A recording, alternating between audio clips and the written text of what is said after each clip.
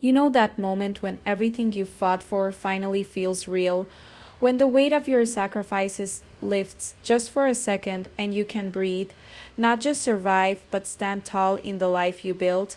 That was me. Last Thursday, sitting in the title company's office, pen hovering over the closing documents for my first home in Beverly Hills. My hands were steady, but my heart, it was pounding like it did the night I stayed up coding for 36 hours straight to fix the bug that nearly killed my startup. The same rhythm from when I pitched to investors who dismissed me as too young or too inexperienced. But there I was, 27 years old, signing my name on a $2.3 million closing statement, the same amount my company sold for after years of grinding, failing, and clawing my way back up. I remember looking at the keys in my palm, the cold metal pressing into my skin, and thinking, this is it. This is the proof.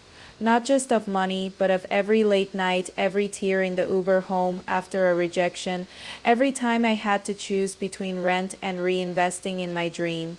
My parents immigrated here with nothing, and I grew up watching my mom count pennies at the grocery store.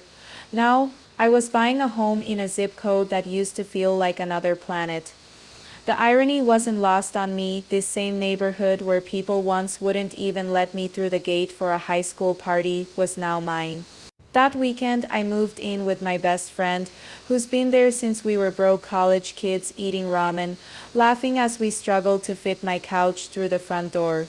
The house smelled like fresh paint and possibility.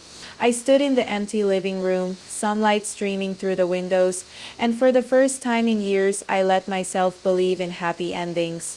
But here's the thing about dreams: the world doesn't always let you savor them. And I didn't know it yet, but my fight wasn't over. It was just taking a new form, Dad. So let me ask you this. How many times have you been told directly or with a look, a comment, a closed door that you don't belong? And how many times did you prove them wrong? Because that's what this story is really about. Not just the house, but the unshakable truth that no one gets to define your worth or your place in this world. Stay with me. You're going to want to hear what happened next.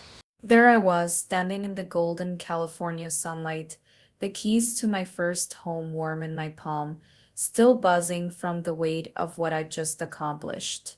My best friend, the one who'd been there through every late night coding session and every moment of doubt, was laughing as we wrestled a sofa through the front door. The air smelled like fresh paint and possibility, my new beginning. We'd spent the morning loading up the U-Haul, joking about how surreal it was that this was my life now. The driveway was a chaos of boxes, half-open tape, and the kind of happy exhaustion that comes from turning a dream into reality. I remember pausing for a second, looking up at my house, and feeling my chest tighten with pride. This wasn't just a purchase, it was proof that the sleepless nights, the sacrifices, the moments I'd been told I wasn't enough, had led me here. Then, everything changed. The laughter died in my throat when I heard the sirens, not the distant wail you ignore in the city, but close, too close. Three police cars pulled up to the curb, lights flashing, and suddenly, my joy turned to ice. My best friend's smile faltered as officers stepped out, hands resting on their holsters, their eyes scanning us like we were threats. My mind raced. What did I do wrong? I was still holding a box of kitchenware when one of them called out, voice stiff, demanding to know what we were doing. The humiliation hit me like a wave. Here I was, in my own driveway, in the neighborhood I'd earned my place in, and I was being treated like a criminal. I could feel the weight of judgment in their stares. The unspoken question, what is she doing here? But I refused to let them see me shake. I set the box down slowly, my fingers steady as I pulled up my driver's license, the one with this address and the closing documents on my phone. My voice didn't waver when I said, I live here. This is my home. The officers exchanged glances, their postures shifting as they realized their mistake. The apology that followed was quiet, almost embarrassed, but the damage was done. The moment had cracked something open inside me, a reminder that no matter how far I'd come, some people would always see me as an outsider first. Dot. But here's what they didn't know. I wasn't just fighting for a house. I was fighting for every person who's ever been made to feel small in a space they belong. And I wasn't about to back down. Dot. There I was standing in my own driveway, my driveway with a box of kitchen supplies in my hands, when the first police car rolled up, then another, and another. Three squad cars, lights flashing but no sirens, pulling in like this was some kind of tactical operation. My best friend froze beside me, her eyes wide. I could feel the weight of their stares before they even stepped out of their vehicles. The officers approached with their hands resting on their holsters, fingers twitching like they were expecting resistance. One of them, a tall guy with a buzz cut, didn't even greet me, just a sharp, ma'am, step away from the vehicle. As if my U-Haul was some kind of getaway car. I set the box down slowly, my pulse hammering in my ears. They asked for my ID. Their voices clipped, professional but laced with suspicion. What's your business here? One of them demanded. I could see it in their eyes. The assumption, the way they glanced at my best friend, then back at me, like we were intruders instead of homeowners. My stomach twisted. This wasn't just a misunderstanding. This was judgment, pure and simple. They didn't see a new neighbor, they saw a threat. I reached for my wallet with deliberate slowness, my hand steady despite the fire burning in my chest. I pulled out my driver's license, the one with my new address printed right there, and unlocked my phone to show them the closing documents. I just bought this house, I said, my voice firmer than I felt. We're moving in. There was a beat of silence. The officers exchanged glances, and I watched the realization dawn on their faces. The tension in their postures eased just slightly. One of them cleared his throat. Our apologies, ma'am. We were just responding to a call. A call. A lie. A neighbor who looked at me and saw someone who didn't belong. Dot. They left after that, but the humiliation lingered like a stain. I stood there, gripping my license, my proof, my right to be there, and I felt the weight of what had just happened. This wasn't just about a house. It was about being seen, being believed. And in that moment, I made a promise to myself. I wouldn't just live here. I'd make sure no one ever questioned my place again. Dot. So let me ask you, how many times have you been made to feel like you didn't belong? How many times did you have to prove your worth, your right to exist in a space you earned? Don't let anyone shrink your light. Stand tall, own your story, and when they doubt you, let your success be the loudest answer. Dot. Their quote something about standing in the empty quiet of a new home, one you've earned, that makes you believe, even just for a moment, that the world is exactly as it should be. That Thursday, when I walked through the front door for the first time as the owner, I remember tracing my fingers along the walls, imagining the life I'd build here. I pictured weekend barbecues in the backyard, waving to neighbors on my morning runs, maybe even borrowing a cup of sugar someday, like in those old sitcoms where community feels effortless. I was naive. Because by Sunday, I understood the brutal truth. My skin, my age, my very presence was a disruption to someone else's idea of belonging. Dot. The police leaving that day didn't erase the sting of their arrival. I replayed it over and over, the way their hands hovered near their holsters, the skepticism in their eyes when I said, I live here. Even after the apologies, even after they drove away, the weight of that moment lingered like a shadow in the hallway. I kept asking myself, what if I hadn't stayed calm? What if my voice had cracked? or my hands had shaken, pulling up those documents? Would they have seen me as the homeowner then, or just another black woman who didn't fit? But here's the thing about hope.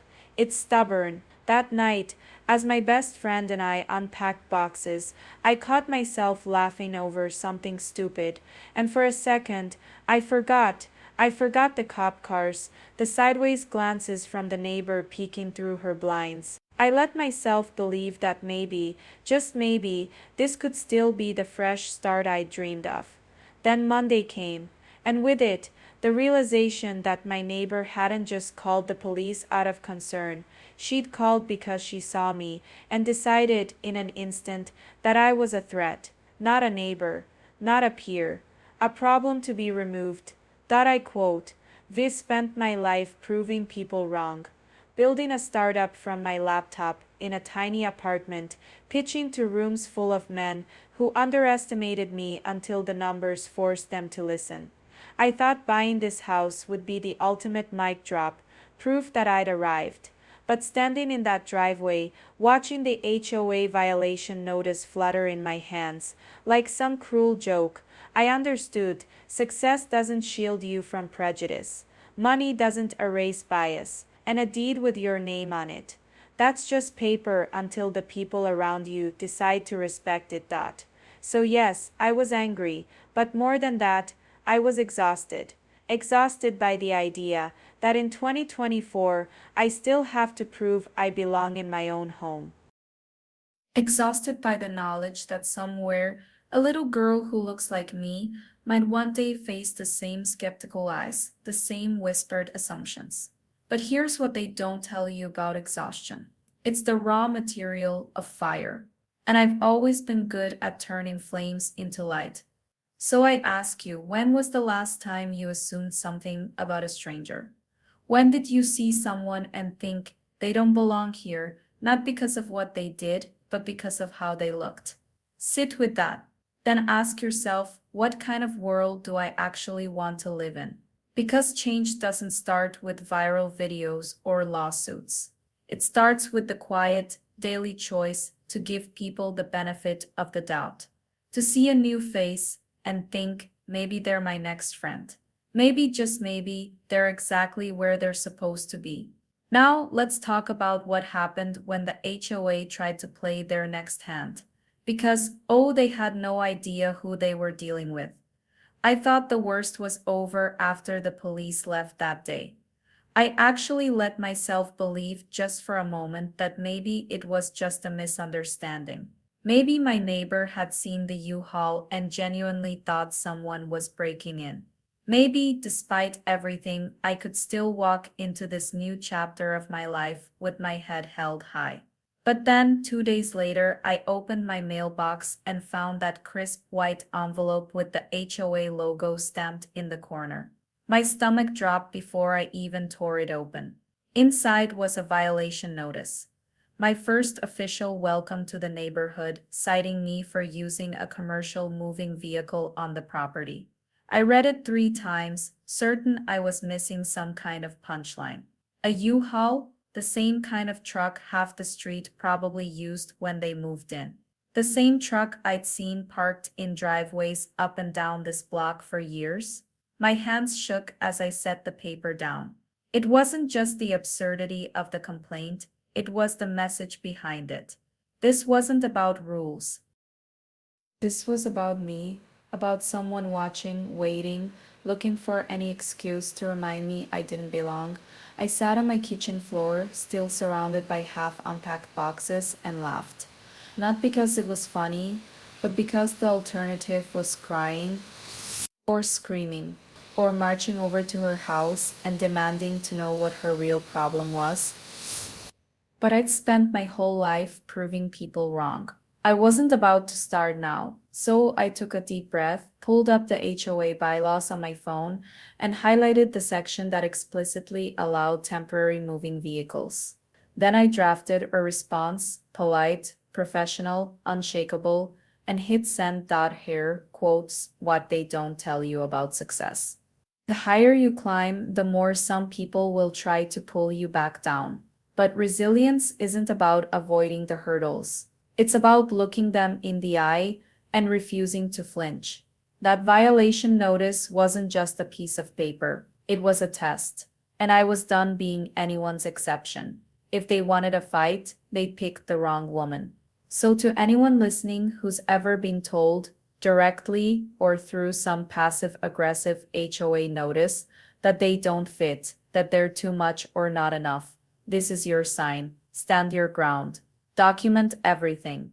And then, build your life so loudly, they'll have no choice but to hear you. Because legacy isn't built on silence. It's built on the moments you choose to speak up, even when your voice shakes. And mine, it's just getting started. It was a Saturday morning, the kind where the sun hangs low and golden over Beverly Hills, casting long shadows that stretch like lazy fingers across the pavement. I laced up my running shoes, pulled my hair into a tight ponytail, and stepped outside, ready to reclaim a sliver of peace after the chaos of the past few days. The HOA violation notice was still fresh in my mind, but I refused to let it sour this moment. This was my neighborhood now, these streets, this air, this house, they were mine. Or so I thought. I was halfway through my third mile when I heard the crunch of gravel behind me.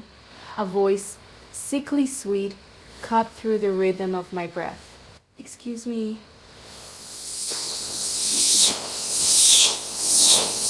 Same neighbor whose 911 call had brought cops to my doorstep just days before. She was smiling now, clutching a designer tote bag like a shield, her perfectly highlighted hair catching the light. "You're out early," she chirped, stepping into my path with the practiced grace of someone who spent a lifetime occupying space without question. My muscles tensed, but I forced a polite nod, wiping sweat from my brow. Then came the question, the one that would peel back the veneer of her civility like old wallpaper. "Do you work for the new owner?" The words hit me like a punch to the sternum. Work for the new owner? Not "are you the new owner?" Not "welcome to the neighborhood." Just an assumption, casual as a Sunday brunch order, that I couldn't possibly belong here, that my presence had to be justified by labor, by service, by some invisible hierarchy she'd already mapped out in her head. My jaw clenched so hard I could taste metal. I wanted to laugh. I wanted to scream. Instead, I met her gaze, my voice steady despite the fire in my chest. "I am the new owner." Her smile faltered just for a second before twisting into something ugly.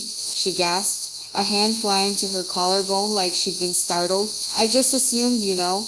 "No, Karen, I don't know." Because what she meant was I assumed you were the help. What she meant was I assumed you were the help. What she meant was I assumed this street wasn't for you. What she meant was I assumed my comfort mattered more than your truth. And in that instant, the weight of it all crashed over me. The house, the police, the HOA notice. None of it was about bricks and mortar. It was about the audacity of a black woman, me daring to plant her flag in a world that had spent centuries telling her where she could and couldn't stand. I kept running after that.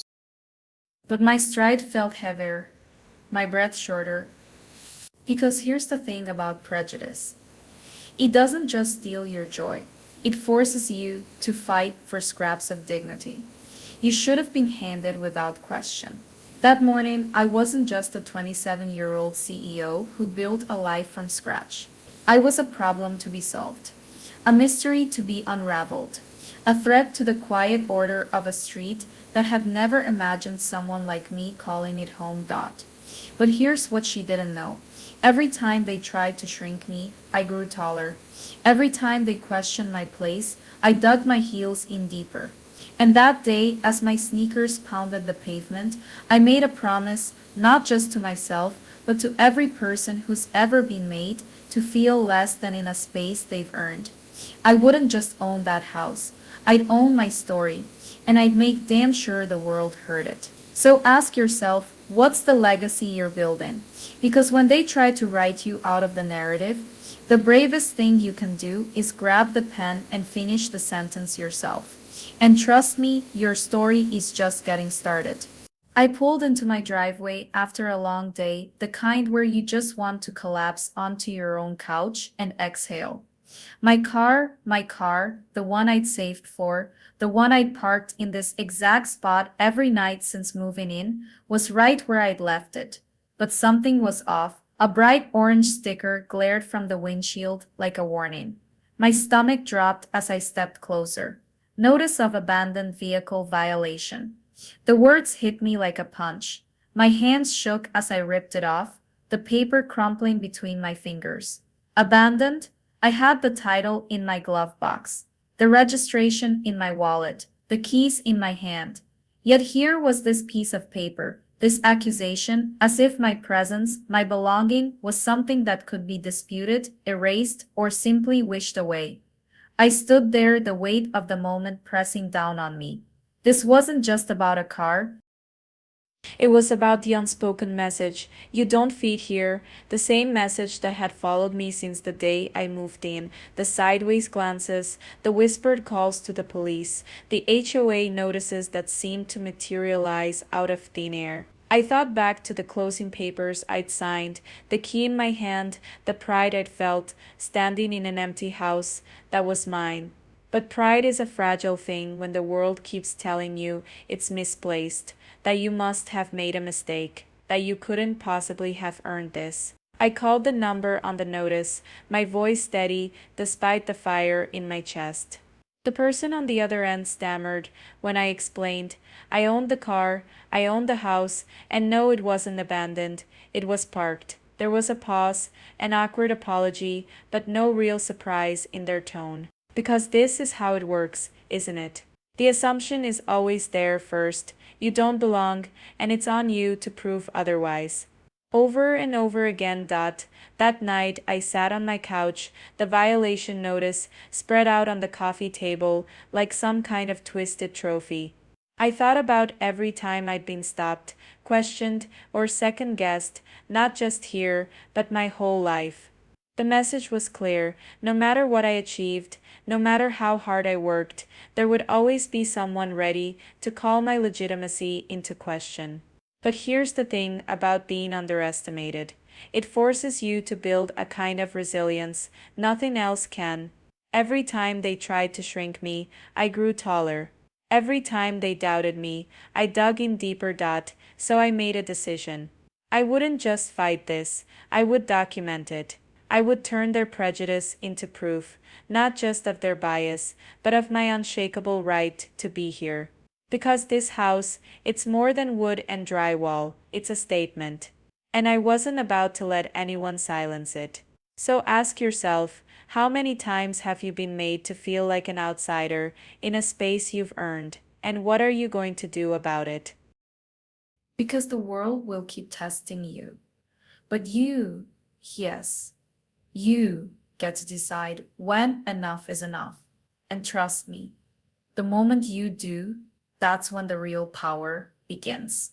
That Thursday night, after the third incident, my car flagged as abandoned in my own driveway, I sat on the cold marble floor of my empty Beverly Hills living room. The weight of what was happening pressing down on me like the silence in that house. The walls were still bare, the echo of my breath, the only sound, and yet I could feel the hostility seeping through the windows, the judgment lingering in the air like the scent of jasmine from the neighbor's garden, sweet but suffocating. That's when I knew if they wanted to make me feel like an outsider, I would turn this house into a fortress of proof, not just for them, but for me. So I pulled out my laptop, hands steady, despite the rage trembling inside me, and ordered the cameras. I didn't want just any cameras.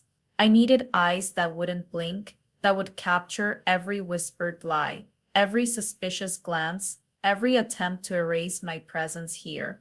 By Monday, 8 sleek, black Arlo Ultra 2S arrived, crystal clear 4K, color night vision, motion activated spotlights that would flood the property in blinding white. The second someone stepped where they didn't belong, I mounted them myself, drilling into the stucco with a precision that matched my resolve. One at the gate, two covering the driveway, another by the front door where she'd watched me unload my life from that U-Haul like it was a crime. The back patio got one too, because I refused to let them think for a second that I'd only defend what they could see. And the pièce de résistance, a camera pointed directly at her front window, the one I'd seen her peeking through when she called the cops the first time. Let her watch me now. Standing back, I tested the system from my phone, the live feed flickering to life like a heartbeat. For the first time since I'd moved in, I exhaled. This wasn't just about evidence, though God knows I need it. It was about reclaiming the narrative. Every time that red recording light blinked, it was a reminder. This is mine. I earned this, and I will not be erased. I imagined her seeing those cameras, feeling the shift in power, and for a split second, I pitied her. What kind of life must you live to be so threatened by someone else's success? But pity turned to steel in my veins. I wasn't just protecting property, I was protecting my peace, my future, the legacy I was building brick by brick in a place that never expected me to stay. That night, I slept deeper than I had in weeks. Not because the cameras made me safe, no, I knew the fight wasn't over, but because they made me seen. And if there's one thing I've learned, it's that visibility is the first step to justice. So, to anyone watching this who's ever been made to feel small in a space you know you belong in, install the cameras. Document the doubt, and then build anyway. Because the right to exist isn't granted by neighbors or HOAs or people who can't fathom your rise. It's taken one unapologetic step, one recorded truth, one reclaiming of your story at a time. And mine? Oh, it's just getting started. There I was, sitting in my home office, the same space I dreamed about for years, where I'd imagined building my future, staring at the security footage on my laptop. The timestamp read 9:47 a.m., just 2 hours after I'd left for a quick coffee run. My fingers hovered over the trackpad, almost afraid to press play, but I did. And what unfolded in those grainy black and white frames made my stomach drop like a stone dot. At first, it was just my driveway, empty except for my car parked where it belonged. Then she appeared, my neighbor, the same woman who'd questioned my right to jog in my own neighborhood, who'd called the cops on me for moving into my own house. She stood there, phone pressed to her ear, her free hand gesturing wildly toward my front door. I turned up the volume, and that's when I heard it, her voice, sharp and certain, saying, "Yes, officer, I'm telling you, she's squatting. She doesn't belong here. I've seen her coming and going at odd hours. Something's not right." My breath caught. Odd hours. I worked from home. I lived here. The audacity of it burned through me like a live wire. I rewound the clip, played it again and again. Each time, the weight of it pressed harder against my chest. This wasn't just suspicion, it was a campaign. A deliberate, relentless effort to erase my presence, to make me feel like an intruder in the home I'd earned. The humiliation of that first police encounter flashed back, the way the officers' hands had rested on their holsters, the way I'd had to prove I wasn't a criminal in my own driveway. But this was worse, because it wasn't just about bias anymore, it was about power. She thought she could weaponize the system against me, and for a moment, she had thought. Then something shifted inside me. The shame that had lingered like a shadow began to dissolve, replaced by a fire I hadn't known I was capable of. I stood up so fast, my chair rolled back, crashing into the wall. My hands weren't shaking from fear anymore. They were clenched, ready. Enough. I wasn't just some 27-year-old woman who'd gotten lucky with a startup exit. I was the owner of this house, the owner of my story, and I was done letting anyone make me feel small. I grabbed my phone and dialed my lawyer before I could second guess myself. Because here's what I knew in that moment: silence wouldn't protect me, compliance wouldn't either. The only thing that would was action.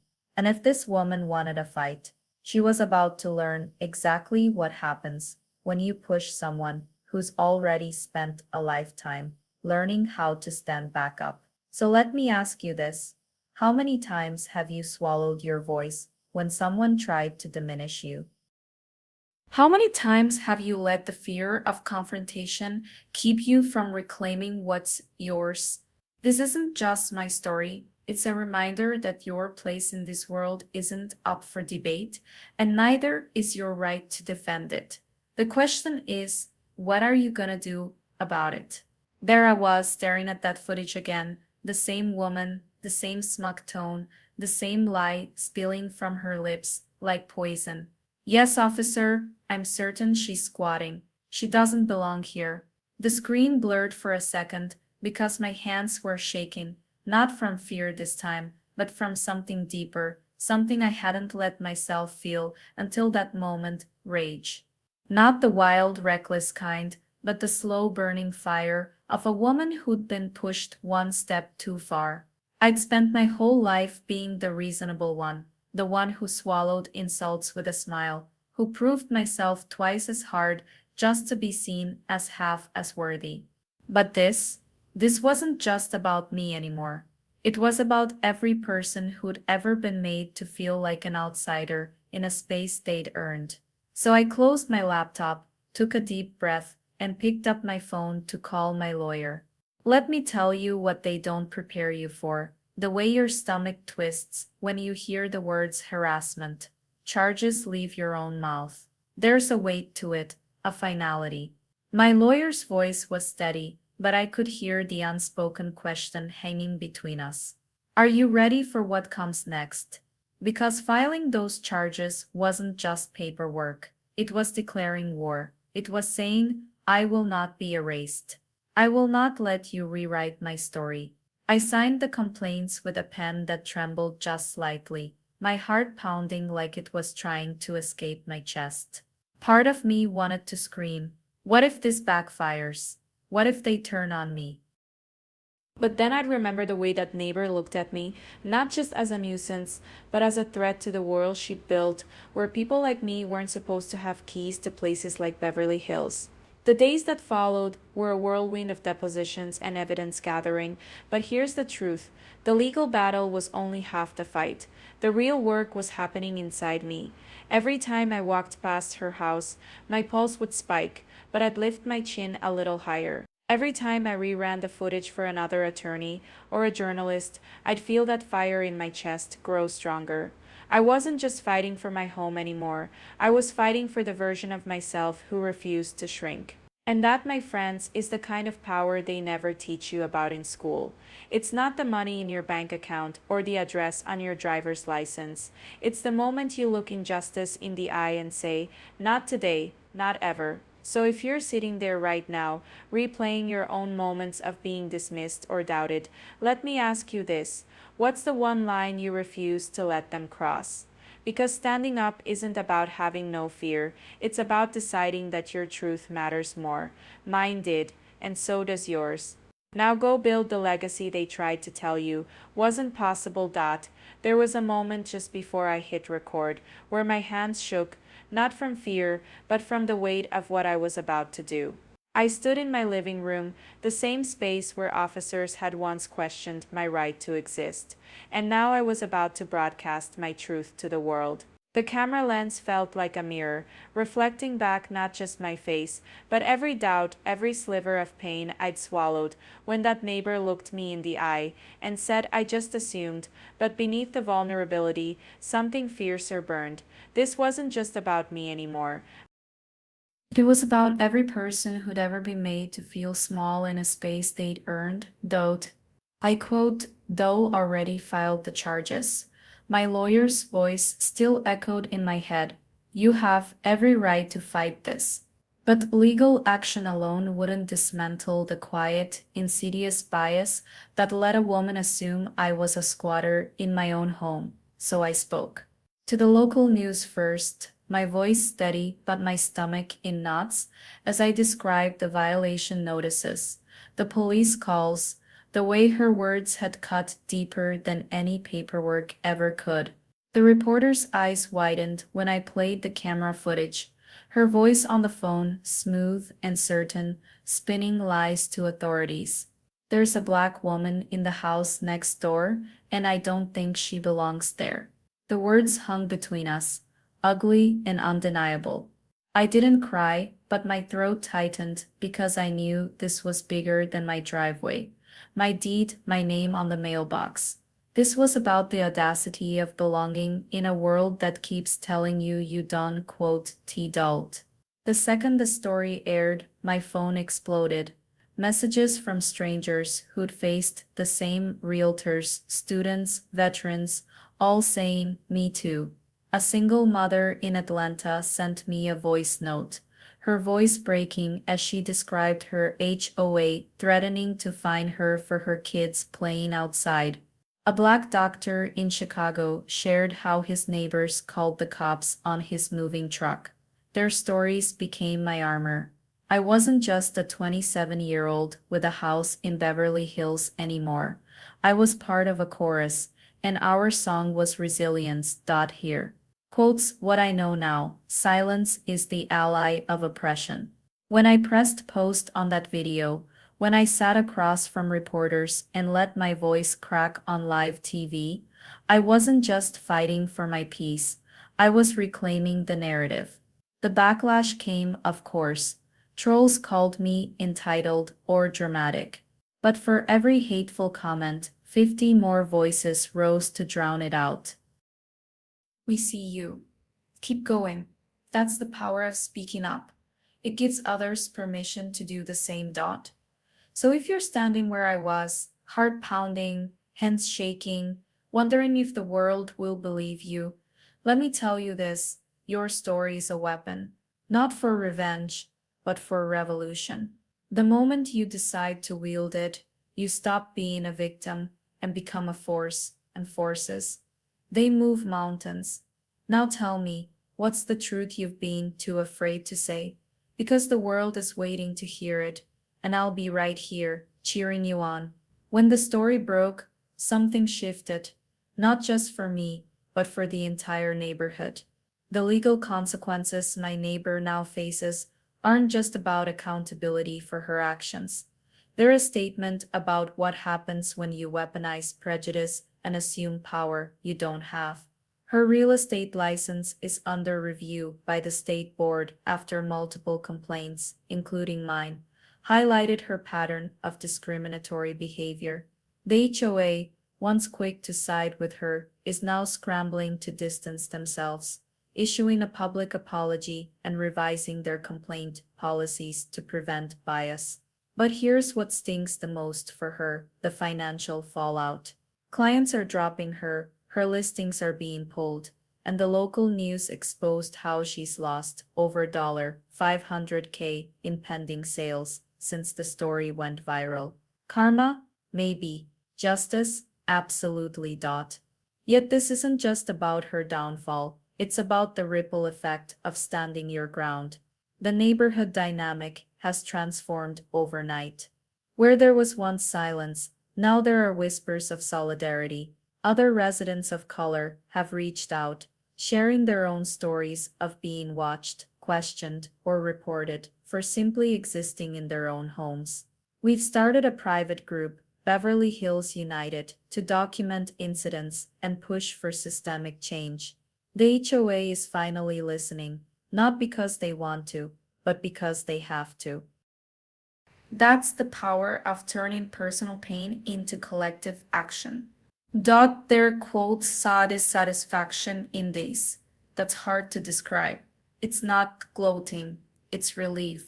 The kind that comes when the weight of being invisible lifts and you realize your voice can move mountains. But it's also a reminder justice isn't passive, it's built through resilience, through refusing to shrink when the world tells you to. My fight wasn't just for my driveway or my dignity. It was for every person who's been made to feel like they don't belong. So here's my challenge to you. When you face your own version of this, whether it's a neighbor, a boss, or a system that doubts you, remember this moment. Your story matters, your resistance matters. And sometimes the legacy you leave isn't just about what you achieve, but about the doors you kick open for others to walk through. Now tell me, what's your next move?